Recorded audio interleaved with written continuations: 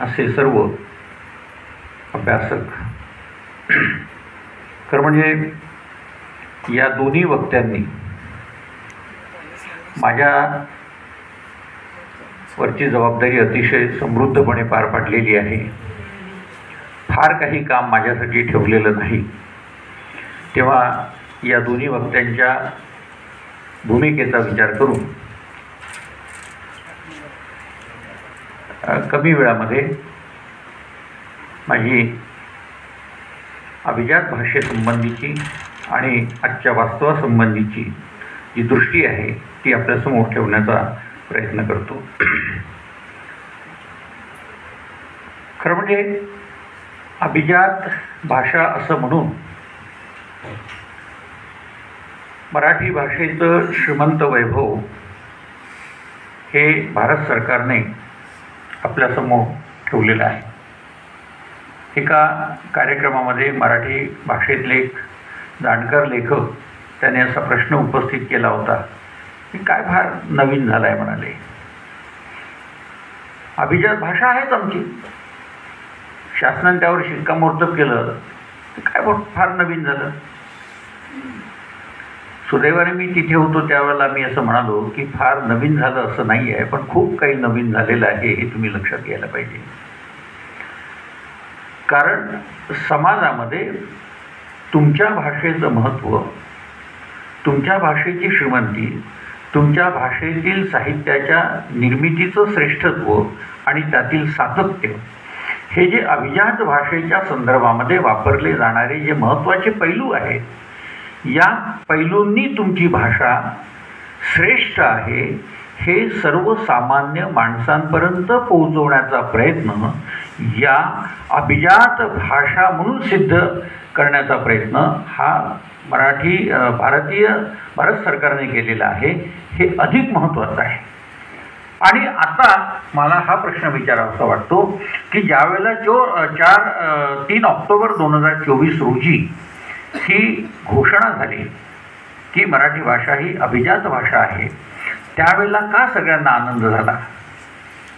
तुमची भाषा अभिजात आहेच ना, मग आनंद होण्याचं कारण काय आहे? तर आनंद होण्याचं कारण हे आहे की ज्यांना माहिती नव्हतं त्या सर्व समाजापर्यंत हे मराठी भाषेचं समृद्धपण अधोरेखित करण्याचं कार्य भारत सरकारने केलेलं आहे. आता महत्त्वाची गोष्ट ही आहे की अभिजात भाषा आहे हे सिद्ध झालं आहे, तिचं श्रेष्ठत्व सिद्ध झालं आहे, याच्यामध्ये अनेक पैलू आहेत. महत्त्वाची गोष्ट म्हणजे दोन्ही वक्त्यांनी या प्राचीनत्वाच्या संदर्भामध्ये, तिच्या अभिजाततेच्या संदर्भामध्ये महत्त्वपूर्ण मुद्दे मांडलेले आहेत. तिची परंपरा आहे हे सिद्ध झालं, ते साहित्य श्रेष्ठ आहे हे सिद्ध झालंय. जुन्या काळापासून तर आजपर्यंत लेखनामधलं सातत्य आपल्याला पाहायला मिळतं आहे आणि म्हणून मराठी साहित्याचे खंडच्या खंड हे प्रकाशित होत आहेत. इतकी ते समृद्ध आहे. म्हणजे मला वाटतं की आता 2020 पर्यंतचे खंड प्रकाशित झालेत ना? नाही, मराठी साहित्याच्या इतिहासाचे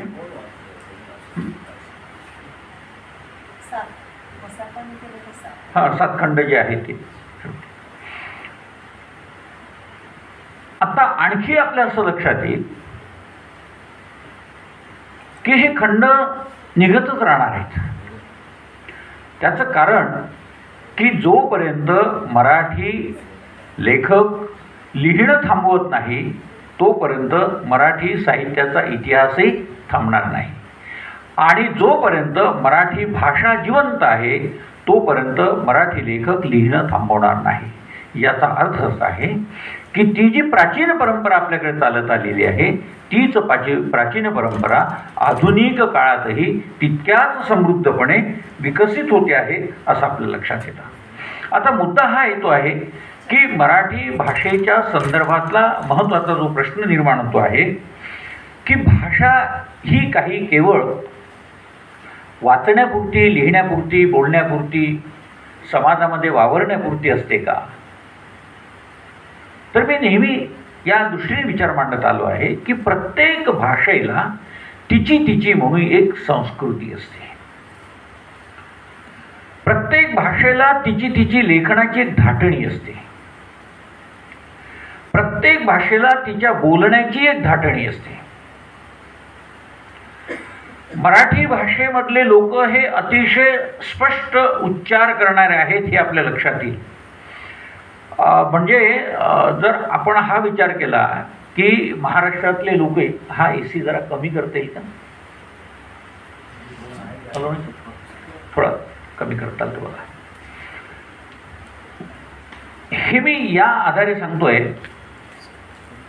की भारतातल्या इतर प्रांतांमधले हिंदी बोलणारे लोक, भारतातले इतर प्रांतांमधले इंग्रजी बोलणारे लोक हे जर आपण बघितले तर त्या तुलनेमध्ये मराठी माणूस हा अधिक स्पष्ट बोलतो.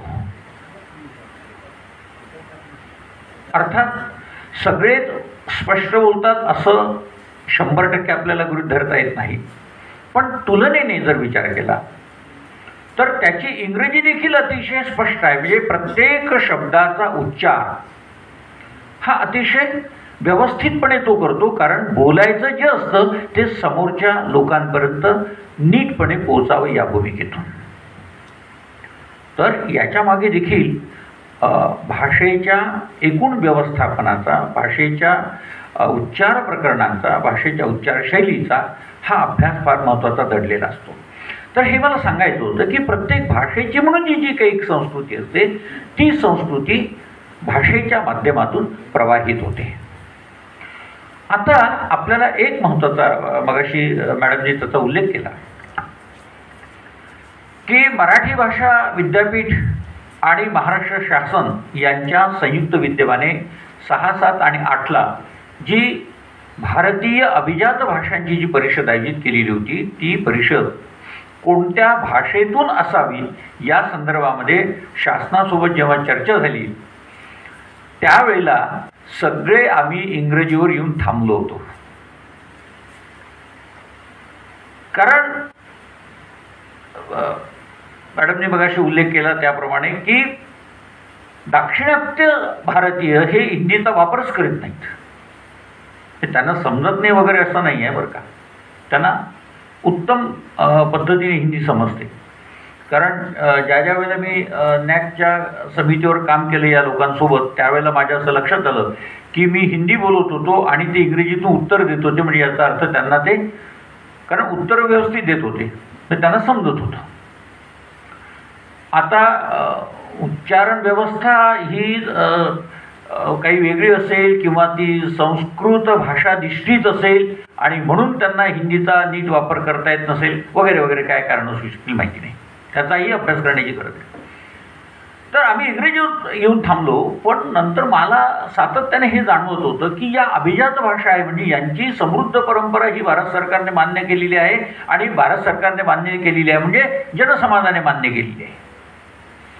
आणि अशी समृद्ध परंपरा असताना सुद्धा या भाषांमधला संवाद हा इंग्रजीतून व्हावा याच्यासारखं दुसरं वाईट कृत्य कोणते असू शकणार नाही. म्हणजे माझी भाषा श्रीमंत आहे आणि तरीही मी इंग्रजी भाषेतून ती व्यक्त करतो आहे. आणि मग आपल्याला आमच्या लक्षात आलं आहे की विधानसभेमध्ये जसं ते कानाला लावलेलं असतं आणि तुम्ही कुठल्याही भाषेत बोललात तरी ते इंग्रजीतून, हिंदीतून किंवा 2-3 भाषांमधून काहीतरी ते ऐकायला मिळत आहे. तिथून आम्ही विचार प्रक्रियेला प्रारंभ केला आणि मग इथपर्यंत आलो की भाषणीच्या माध्यमातून आपल्याला हा प्रयोग करता येतो. आणि त्या भाषा समूहाच्या समोर आम्ही स्क्रीन लावलेत. म्हणजे तुम्ही कुठल्याही भाषेतून बोललात तरी तुमच्या स्क्रीनवर तुम्हाला तुमच्या भाषेतून वाचता येईल. तरी देखील दाक्षिणात्यांनी हिंदीचाच, इंग्रजीचाच वापर केला. आणि त्या अनुषंगाने चर्चा झाली तेव्हा त्यांनी कारणं सांगितली की सगळ्या शब्द समूह हा यामध्ये येऊ शकत नाही वगैरे. पण असं काही नव्हतं, कारण मी सुद्धा स्क्रीनच्या समोर बसून हे सगळं पाहत होतो. तर काहींनी तर अशा प्रकारची भूमिका व्यक्त केली की हे येतानाच तयारी करून इंग्रजीतून मानसिकता तुमची तयार झालेली आहे आणि म्हणून तुम्ही ते इंग्रजीतून बोलत आहात. पण खरं म्हणजे तुम्ही इंग्रजीतून तयारी करा किंवा काही कुठल्याही भाषेतून तयारी करा, तुम्हाला तुमच्या भाषेतून तर व्यक्त होताच आलं पाहिजे ना. तर तुमच्या भाषेतून व्यक्त होता येत नाही हे वास्तव आपल्याला लक्षात घ्यायला पाहिजे की हे मराठीच्या संदर्भात आयुष्यातला भाग नाही आहे. मराठी माणूस किमान मराठीमधून व्यक्त होण्याचा प्रयत्न करतो. तो काहीसा इंग्रजी आणि काहीसा हिंदीचा वापर करीत असेल, पण दाक्षिणात्यांमध्ये एकतर ती त्यांची भाषा वापरतात किंवा शक्यतो इंग्रजीचाच वापर करतात. आणि म्हणून म्हणजे मला ती चीड येत होती त्यावेळेला की यांचं अभिजात पण काढून घ्यावं शासनाने. इतकी परिस्थिती भयावह आहे. आता ते ठीक आहे, पण आपण आपल्या मराठी भाषेच्या संदर्भात काय करू शकतो आहे. मराठी भाषेच्या संदर्भामध्ये आपण ही गोष्ट लक्षात घेण्याची गरज आहे की शासनावर किंवा कोणत्याही गोष्टींवर भर देण्यापेक्षा, विचार करण्यापेक्षा आपण आपल्या संदर्भामध्ये विचार करण्याची गरज आहे. मराठी शाळा बंद पडत चाललेल्या आहेत हे वास्तव सत्य आहे, पण या वास्तवाला आपण बदलवू शकतो का हा विचार गंभीरपणे करण्याची गरज आहे. आपण बदलू शकतच नाही अशातला भाग नाही. मॅडम म्हणाल्या की इंग्रजी भाषा आपण जास्तीत जास्त का वापरतो, तर इंग्रजी भाषेमुळे आपण प्रगतीच्या पथावर जातो परदेशामध्ये, आणि परदेशामध्ये गेलात म्हणजे तुम्ही फार प्रगतीच्या पथावर जातात असं जर समीकरण आपल्या डोळ्यासमोर असेल तर ते पूर्णतः चुकीचं आहे. भारतामध्ये शिकून तुम्ही परदेशामध्ये जात असाल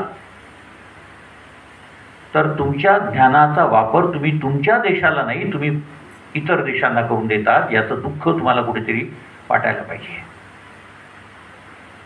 मग हे सातत्यानं वाटत राहतं की तुम्ही इथे शिकता, तुमच्या शिकण्यासाठी भारत सरकार पैसा खर्च करतं, महाराष्ट्र सरकार पैसा खर्च करतं, आणि तुम्ही त्याचा लाभ कोणाला देता? दुसऱ्या देशांना.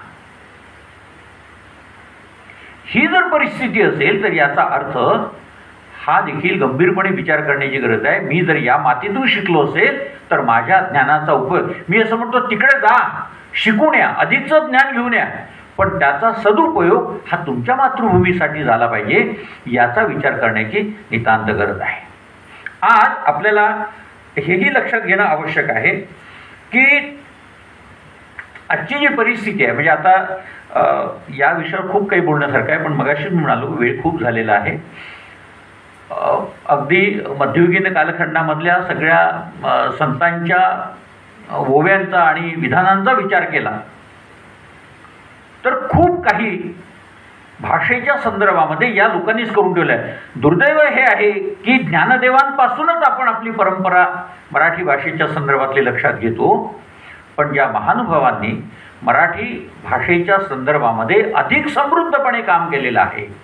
अधिक समृद्धपणे म्हणण्याचं कारण असं की काव्य ही प्रतिमांची, प्रतीकांची, प्रतिभेची भाषा असते, त्यापेक्षा गद्य ही सर्वसामान्य जनतेची भाषा असते.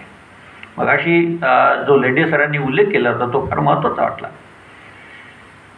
की जनसमूहाला कवेत घेऊ, आणि म्हणून इथे तेल्याची भाषा येते, कुणब्याची भाषा येते, शेतकऱ्याची भाषा येते, मातंगाची भाषा येते, अशा सर्व जनसामान्यांची भाषा ज्या ग्रंथामध्ये येते आहे किंवा ज्यांनी पहिल्यांदा संस्कृत भाषांचे पंडित असून, संस्कृत भाषेचे पंडित असून सुद्धा ज्यांनी संस्कृत भाषा नाकारून जनसामान्यांच्या भाषेला अधिक समृद्ध करण्याचा प्रयत्न केलेला आहे, त्या समृद्धतेला आपण का विसरतो हा विचारही लक्षात घेण्यासारखा आहे. आजच्या संदर्भामध्ये बोलायचं झालं तर आपल्याला हे लक्षात घ्यायला पाहिजे की अमृतातेही पैजा जिंकणाऱ्या ज्ञानदेवांच्या मराठी भाषेला आज घरघर का लागते आहे, हा खरं म्हणजे चिंतेचा आणि चिंतनाचा विषय आहे. पहिली गोष्ट की ज्ञान भाषा म्हणून केवळ इंग्रजी, मी इंग्रजी भाषेचा बद्दल नाराजी व्यक्त करतो अशातला भाग नाही आहे. मी अनेकदा माझ्या व्याख्यानांमधून हे सांगितलेलं आहे की माझ्या मराठी भाषा विद्यापीठाचा सर्व कारभार हा मराठी भाषेमधून अध्ययन अध्यापनाचा सगळा चालत असेल तरीसुद्धा माझ्या मराठी भाषा विद्यापीठातल्या प्रत्येक विद्यार्थ्याला परदेशामध्ये अध्ययन अभ्यासासाठी जायचं असेल तर त्याची इंग्रजी भाषा देखील तेवढीच सकस करून घेण्याची जबाबदारी ही विद्यापीठाची राहील. तिथे कुठेही विद्यापीठ कमी पडणार नाही. पण आपल्या भाषेवर अन्याय करून दुसऱ्या भाषेचं गोडवा गाण्या इतपत मोठं मन असण्याची काही गरज नाही आहे सध्या. आपण आपलं अधिक बघावं असं मला वाटतंय. कुठे आपण कमी पडतो. ज्ञानभाषा ही संस्कृत म्हणजे इंग्रजीच होती, इंग्रजीच आहे आणि इंग्रजीच राहणार हे जे समीकरण आहे हे बदलण्याची गरज आहे. मी असं म्हणतो आहे की भारतीय भाषांचा आणि भारतीय भाषांमधून निर्माण झालेल्या तत्त्वज्ञानांचा विचार जर आपण केला तर इथलं तत्त्वज्ञान देखील अत्यंत समृद्ध आहे. ज्ञान समृद्ध असणारी इथली प्रत्येक भाषा, मी केवळ मराठी भाषेचाच कैवार घेऊन बोलतो अशातला भाग नाही आहे. संस्कृतमधली ज्ञानपरंपरा असेल, तमिळमधली ज्ञानपरंपरा असेल, बंगालीमधली ज्ञानपरंपरा असेल, मराठीमधली ज्ञानपरंपरा असेल, या ज्ञानपरंपरांचा विचार जर आपण लक्षात घेतला तर आपली परंपरा ही ज्ञानियांची होती आणि ही ज्ञानियांची परंपरा होती. म्हणूनच ज्ञानदेवांच्या भावार्थ दीपिकेमध्ये सुद्धा ज्ञानियांचा उल्लेख येत राहतो. मग हे काय झालेलं आहे तर इंग्रजांनी इंग्रजी भाषेच्या माध्यमातून जे ज्ञान आपल्यापर्यंत आणून पोहोचवलं त्या ज्ञानाचाच आपण वापर करीत करीत आजपर्यंत इथपर्यंत आलेला आहोत. पण आपल्यामध्ये संस्कृतची जी परंपरा आहे हे बघा तुम्ही लक्षात घ्या. भारतीय साहित्यशास्त्र आणि पाश्चात्य साहित्यशास्त्र याचा जर आपण विचार केला तर आज जे तुम्हाला पाश्चात्य साहित्यशास्त्रामध्ये पाहायला मिळतं तेच सगळं किंबहुना त्यापेक्षा देखील अधिक सुंदर तत्व ही भारतीय ज्ञानप्रणालीमध्ये आपल्याला पाहायला मिळतात. आता मॅडमनी मगाशी जो उल्लेख केला चीनचा, म्हणजे जपानीज तिथे जातो किंवा कोरियन तिथे येतो, तो त्याच्या भाषेतून पेपर सादर करतो आणि तिथले दुभाषक चिनी भाषेतून तुमच्यापर्यंत पोहोचवतात. जपानचं काय बिघडलं, चीनचं काय बिघडलं, रशियाचं काय बिघडलं, फ्रान्सचं काय बिघडलं. ह्या सगळ्या देशांनी, अनेक देश असे आहेत की त्या देशांनी आपल्या मातृभाषेमधूनच आपली प्रगती केलेली आहे. हे फार महत्त्वाचं आहे, लक्षात घ्या. आपल्यामध्ये जो दुबळेपणा निर्माण झालेला आहे त्याचं कारण आपण आपली जी ज्ञान परंपरा आहे ती ज्ञान परंपरा आयुष्यात लक्षात घेतली नाही. इंग्रजांनी आपल्यापर्यंत आणून दिलेली ज्ञान परंपरा लक्षात घेतली. अहो, इंग्रजांनी सुद्धा आपल्याकडचं खूप काही नेलेलं आहे. नुसता कोहिनूर हिरा नाही आहे, हिऱ्यासारखं वैचारिक धन आपल्याकडचं नेलेलं आहे, हे तुम्ही लक्षात घ्या. एक साधं गमतीचं उदाहरण म्हणून तुम्हाला सांगतोय की त्यांनी क्रिकेटचा खेळ आपल्याकडे आणला आणि आपण काय म्हणतो, क्रिकेटचं वेळ त्यांनी आपल्याला लावलं. नाही, आपल्याकडचं क्रिकेट त्यांनी पळवलं. कृष्णाची चेंडूफळी लक्षात घ्या, हे क्रिकेट आहे भारतातलं पहिलं.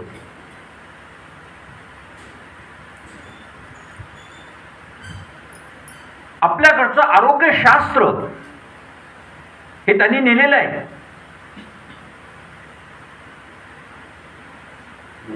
आपण कधी हा विचार करत नाही की आपल्याकडे खूप काही आहे, पण बाहेरचं दिसतं, घरातलं दिसत नाही. आपल्याकडे डोळे बाहेर असतात आपले सतत. मित्र हो, हरकत नाही आहे. मला हे सांगायला पाहिजे की मराठी भाषेमधून अगदी पदव्युत्तर अध्यापन करणारे विद्यार्थीसुद्धा परदेशामध्ये जाऊन आज इंग्रजी भाषेतून शिकत आहेत, त्यांचं कुठे काय बिघडलं? इंग्रजी बोलता आलं म्हणजे तो फार ज्ञानी होतो असं जर समीकरण तयार केलं तर या इंग्लंड अमेरिकेसारख्या देशांमधल्या 4वी-5वीतल्या इंग्रजी बोलू लागलेल्या मुलाला देखील तुम्हाला पंडित म्हणावं लागेल. पण भाषा येते म्हणजे तुम्ही पंडित होत नाही. भाषेच्या माध्यमातून तुम्ही जेव्हा ज्ञानाला आत्मसात करता तेव्हा तुमच्यामध्ये पांडित्य निर्माण होत असतं. आणि आपली भाषा ही कुठेही कमी पडत नाही. हा जनसामान्यांमध्ये जेव्हा विश्वास निर्माण होईल ना तेव्हा त्याला कळायला लागेल. आज तुमच्याकडे घरकाम करणाऱ्या किंवा तुमची गाडी चालवणाऱ्या ड्रायव्हरचा मुलगा सुद्धा इंग्रजी शाळेमध्येच जातो, कारण त्याच्या डोळ्यासमोर एकच समीकरण असतं, मी ज्या साहेबाची गाडी चालवतो ना तसा माझा मुलगा साहेब झाला पाहिजे आणि त्याला जर साहेब व्हायचं असेल त्याला इंग्रजीत घातलं पाहिजे. तो इंग्रजीमध्ये नापास होतो तरी सुद्धा यांचे डोळे उघडू शकत नाही. इतकं सावट आपल्या डोळ्यांवर आलेलं आहे. हे कुठेतरी दूर करण्याचा प्रयत्न हा आपण करायला पाहिजे.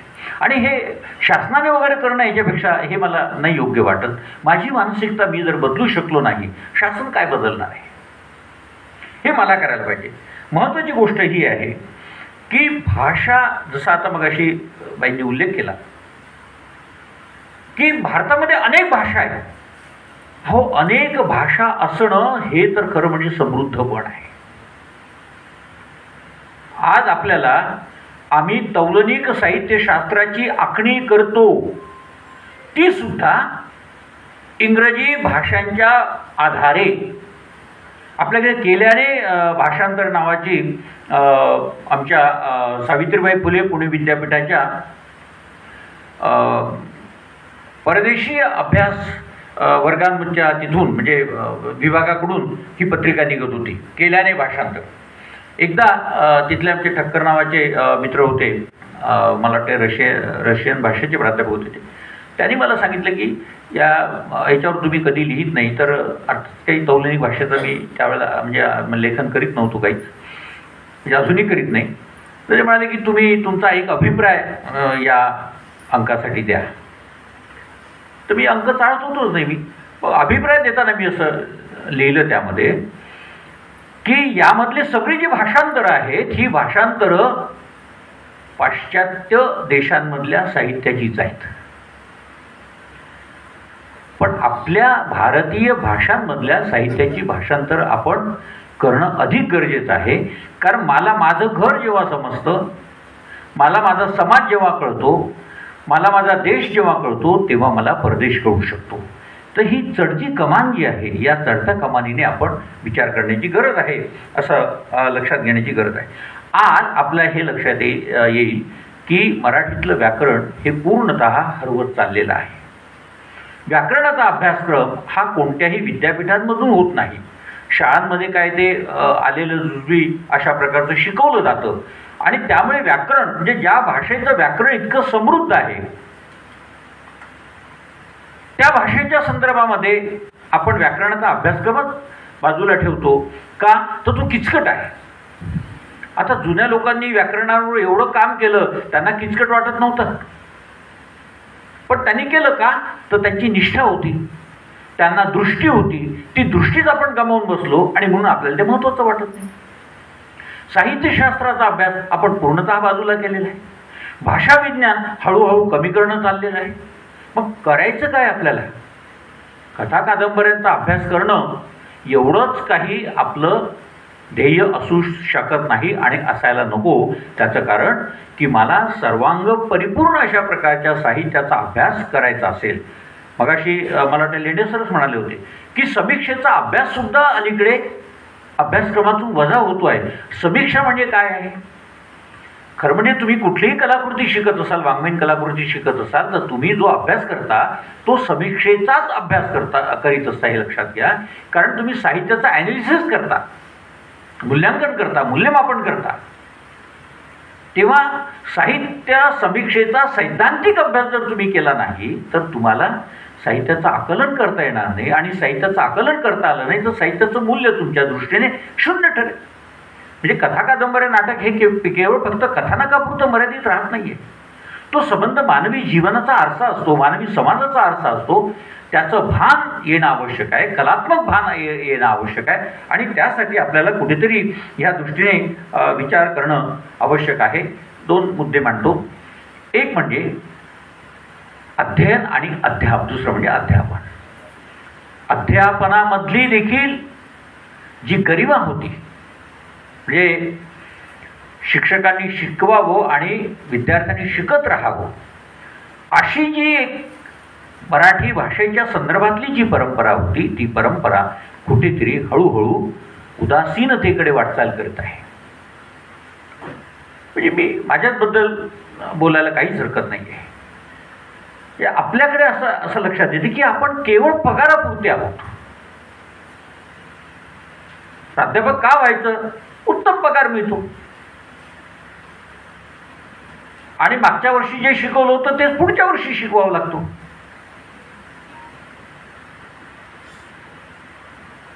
माझ्या मुलीने मास्टर ऑफ फाईन आर्ट्स केल्यानंतर ती ज्या कॉलेजमधून शिकून पुढे गेली होती, म्हणजे पुण्याच्या, नंतर ती पडद्याला गेली शिकायला, पण पुण्यातून जी जे BFA केलं होतं तिथं तिच्या कॉलेजमध्ये तिला बोलवून आलं की तू शिकवायला ये.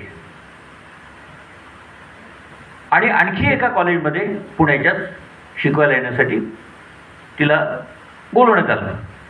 मुलीने चक्क नाही असं सांगितलं की मी नाही शिकणार. माझं स्वातंत्र्य होतं, पण तिची आई तिला म्हणाली, अगं म्हणाले की प्राध्यापकाचा पेशा हा अतिशय उत्तम आहे, चांगला आहे आणि मुलींच्या दृष्टीने अधिक चांगला आहे. तुला इथेच घरीच राहायला मिळेल, पुण्यातल्या पुण्यात शिकवायला चांगली संधी मिळते, 2 ठिकाणी तुला बोलवलं आहे, तू का विचार करीत नाही? तेव्हा तिने चक्क एका वाक्यात उत्तर दिलं, मला तेच ते पोथी पुराण चालवायला आवडणार नाही. मी यावर काही बोललो नाही, पण मी अजूनही या प्रश्नाच्या उत्तराच्या शोधार्थ फिरतोय, तुम्ही लक्षात घ्या. म्हणजे याचा अर्थ प्राध्यापकांनी, शिक्षकांनी कुठेतरी ह्या भूमिकेचा विचार करून परिवर्तनाच्या दृष्टीने समाजाच्या समोर एक आव्हानात्मक भूमिका ठेवण्याची गरज आहे. म्हणजे याचा अर्थ वेगवेगळ्या कंपन्यांमध्ये सातत्याने जे नवे नवे प्रयोग चालत असतात, त्या प्रयोगामध्ये सामील होण्यासाठी आजचा तरुण वर्ग हा आकर्षित होतो आहे. म्हणजे हे कुठेतरी जाणवलेलं आहे की तुम्ही तेच ते देता, नवीन काही देऊ शकत नाही आहे. आणि म्हणून भाषेच्या आणि साहित्याच्या माध्यमातून आपण समाजाला जे काही देऊ शकतो ते अधिक उत्तम कसं देऊ शकू या दृष्टीने विचार करण्याची गरज निर्माण होत चाललेली आहे. आणि दुसरं महत्त्वाचं म्हणजे शेवटचा मुद्दा मांडतो थांबतो, तो म्हणजे वाचन संस्कृतीच्या संदर्भामधला,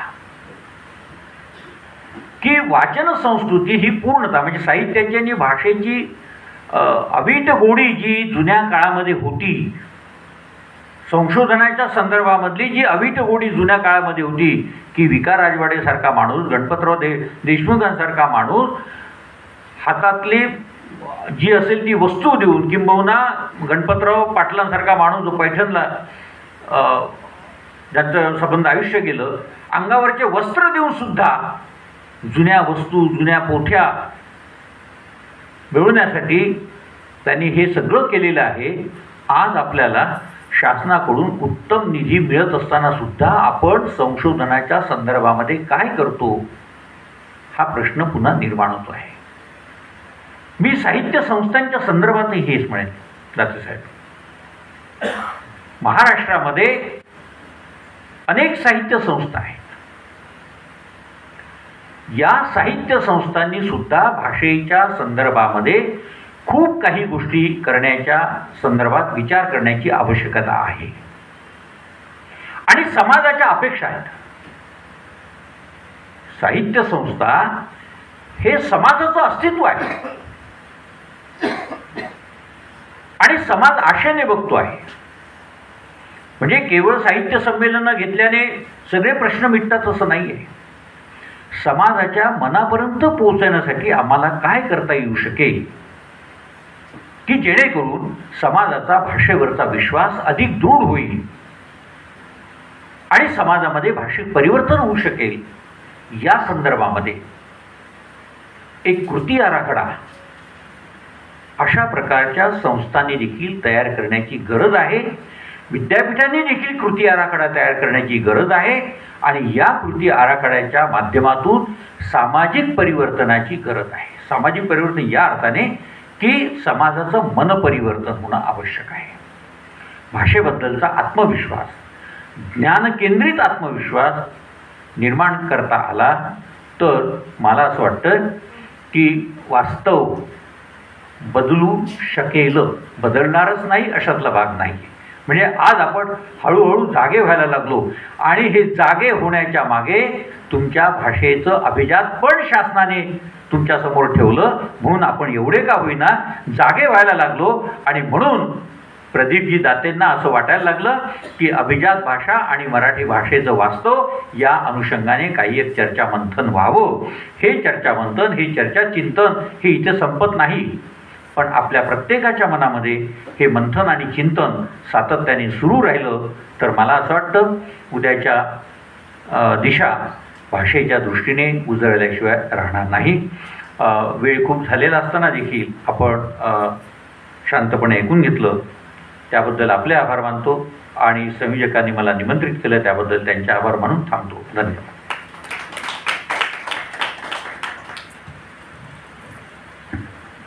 धन्यवाद सर.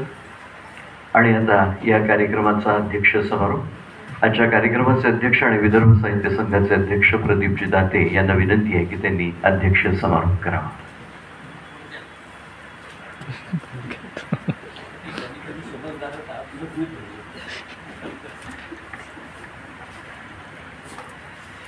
अभिजात मराठी आणि आजचे वास्तव.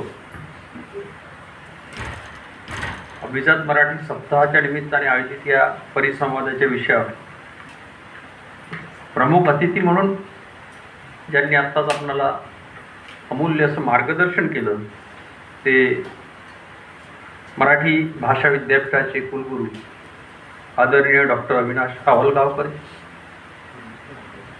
या ठिकाणी विशेष अतिथी म्हणून आमदार संदीप जोशी या ठिकाणी येणार होते, परंतु त्यांचं प्रकृती स्वास्थ्यामुळे ते येऊ शकले नाहीत.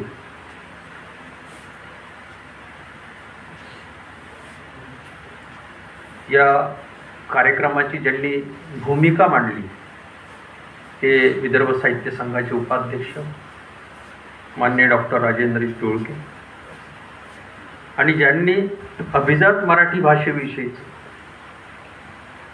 अभ्यासपूर्ण असं भाष्य ज्यांनी केलं त्या अमरावती विद्यापीठाच्या डॉक्टर मोना चिमोटे मराठी विभाग प्रमुख, संत गाडगेबाबा अमरावती विद्यापीठ आणि राष्ट्रसंत तुकडोजी महाराज नागपूर विद्यापीठाचे मराठी भाषा विभाग प्रमुख डॉक्टर शैलेंद्र लेंडे या ठिकाणी ज्यांनी सुरेख सूत्रसंचलन केलं ते विदर्भ साहित्य संघाचे ग्रंथालय संचालक माननीय प्राध्यापक विवेक खलोनीजी. या कार्यक्रमाला ज्यांनी योग्य प्रकारे नियोजन केलं आणि हा कार्यक्रम या ठिकाणी जो होतो आहे ते विदर्भ साहित्य संघाचे सरचिटणीस माननीय विलासजी मानेकर. या ठिकाणी अनेक मान्यवर या ठिकाणी उपस्थित होते, पण वेळेचा प्रश्न, कारण 5:30चा कार्यक्रम आणि आता जवळपास 8 वाजलेले आहेत, म्हणजे आपण 2.5-3 तासापासून या ठिकाणी आपण आलात याचंही भान मला आहे.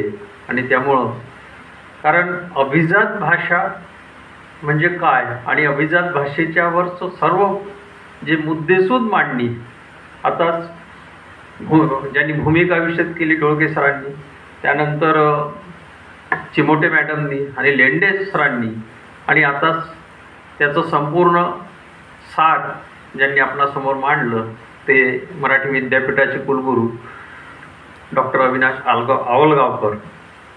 आता त्यामुळं आता मला बोलण्यासारखं काही राहिलेलं आहे आणि आपलाही वेळ मी घेणं हेही मला या ठिकाणी संयुक्तिक वाटत नाही, कारण सगळ्यांनी चांगल्या पद्धतीनं मार्गदर्शन या विषयावर केलं आणि जवळपास प्रत्येकाने अर्धा तास आपलं भाष्य या ठिकाणी केलेलं आहे प्रत्येक वक्त्यांनी. तर अभिजात मराठी भाषा ही आपल्या घरापासून सुरू करायची आहे आणि आपल्या शेवटच्या समाजातील माणसापर्यंत कशी पोहोचवता येईल या दृष्टिकोनातून आपले प्रयत्न असायला हवेत. जसं आता त्यांनी केरळ सगळ्या ठिकाणी उदाहरणं दिले, इतर देशांची उदाहरणं दिली. आज केरळमध्ये जे 100% साक्षर राज्य आज आपल्या इथे आहे त्याचं कारण म्हणजे तिथलं ग्रंथालय आणि तिथल्या ग्रंथालयामध्ये बसणारा ग्रंथ वाचणारा वाचक आणि त्या ग्रंथाविषयीची चर्चा करणारा तो चहाच्या कॅन्टीनवर जरी 4 लोक बसलेली असतील तर तेही एकमेकांशी एखाद्या चांगल्या विषयावर संवाद करतात.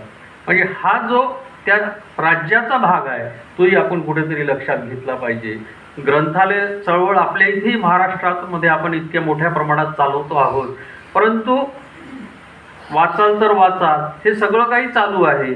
मातृभाषेच्या विषयीचं सगळं काही सुरू आहे, पण आपणच आपल्या घरून त्या मातृभाषेला जर प्रोत्साहन देत नसू तर मग ती मातृभाषा पुढे कशी चालेल आणि त्याचा अभिजात दर्जाच फक्त मिळाला एवढ्यापुरतं त्याचं स्वरूप असू नये, तर ते आपलं इतर विश्वामध्येही आपली मराठी भाषा कशा पद्धतीनं पोहोचू शकेल या दृष्टिकोनातून आपले प्रयत्न असायला हवेत.